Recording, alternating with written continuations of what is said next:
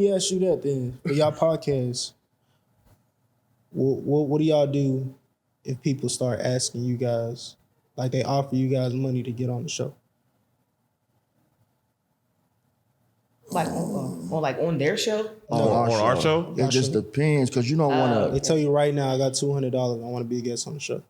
Do you do it? I think not necessarily. I do like backgrounds and stuff like that. You know what I'm saying? Because my sister, she has a show, and this is personal experience. She had a show and she interviewed somebody that was like thorough.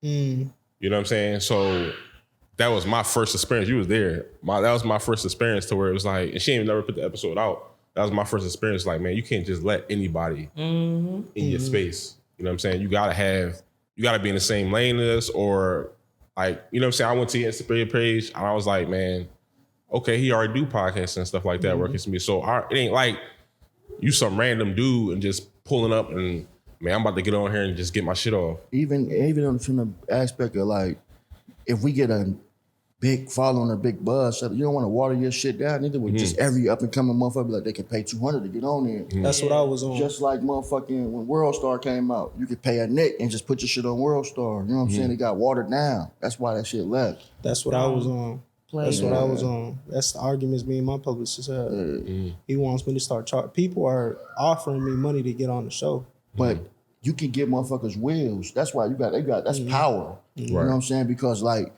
I keep that shit to myself and pick who I want. Even if motherfuckers do start letting people pay for the feature to get on the podcast, I still be selective. Like, is this shit good? Do I want to be the motherfucker that blow this shit up? You know what I'm saying? Like, you can be not gatekeeper shit, because anybody want to come to your shit that you can get on if you popping. You know what I'm saying? But just be selective and be like, this really good. I fuck with this. Come on. You know what I'm saying? Type shit. And I think it depends on your financial situation too. Oh yeah. You dead crack. You like, man, get it to me. Let's do it. You trying to run up? I gotta pay this car note. I gotta pay my rent. Come on now. We'll talk for 30 minutes. You might just get 2 clips come out. The whole range might not come out. You might get 2 reels. Or do you, like I said, do you thug it out? Do you thug it out to the point where you done had all these quality people, right? You get all these artists that started off slow. I had that Mexican OT before he even popped. I spent 3 days with him in the hood, just chilling. Dusty. Now he's like popping. Jewelry. You know what I'm saying? Now I still got the relationship with him. He hit me up just now, said he's gonna be here on Sunday for a venue and be kicking it with him. That's plenty of other artists that I'm cool with, right? You built that relationship. You got quality people on the platform. You might not be doing the views. You might not really have the subscribers, but you got relationships with these artists. Now he's trying to lock me in with Bobby Smurder. You know what I mean? So now you get Bobby Smurder on the podcast. Now your shit so big. Now somebody like Spotify, Tidal, like Amazon's trying to hit you up. Like, yo, we got this new artist. We want them on your platform. Because they're not going to the radios no more. They're going to the podcast.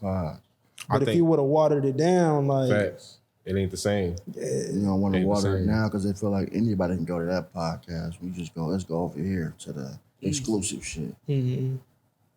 That shit hard. I feel like you gotta have the vision and you gotta have the hustle. Yeah, you gotta have tunnel vision. Yeah. But that's how Gilly and them doing on the, not with artists, but they with the business spotlight shit they do. They paying, niggas paying to get on the middle of the game and show sell their little ebook and shit. Facts. The little business spotlight. They getting ad money like crazy. Did you hear on one podcast they talked about they reached out to like different businesses. I know they were doing like a dealership and then they were doing a funeral home.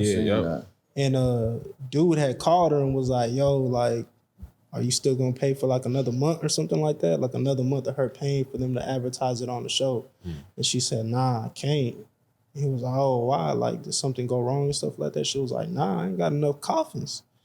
Like, I seen that. Booked. It's too many bodies. Yeah. It was a morgue or a cemetery? Yeah, it was a morgue, like a funeral service. I seen funeral home, yeah.